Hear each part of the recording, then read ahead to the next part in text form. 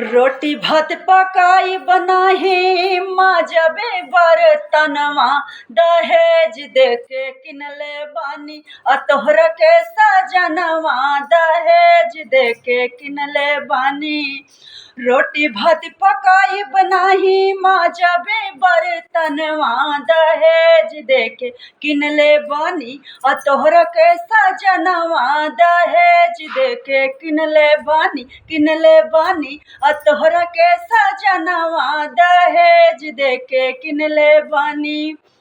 खला दही पिया लगी सही पिया काहे करेला तू नहीं पिया। खला दही पिया लगी सही पिया काहे करेला तू नहीं पिया। अतना मन बूत जाइब मोटाइए दादा, अतना मन बूत जाइब मोटाइए दादा, मुँह छोटा ब कैसे घोटाइए दादा।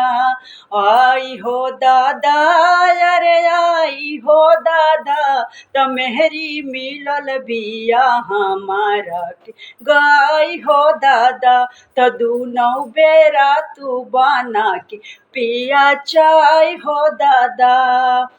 मिलत खीरे बहो पनीरे बहो ऐसे वाइफ से लाइफ अमीरे बहो।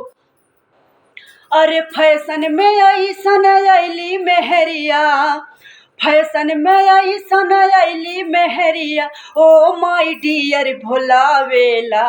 अरे सासू से बैठल गोड़ दबावे ससुरू से चूल्हा पोतवावेला। अरे फैशन में ऐसन अली मेहरिया, फैशन में ऐसन अली मेहरिया ओ माय डियर बोलावेला। अरे सासू से बैठल गोड़ दबावे ससुरू से चूल्हा पोतवावेला। होते सवेरे कहे पानी गरम करा, होते सवेरे कहे पानी गरम करा हमरे पे हुकुम चलावेला।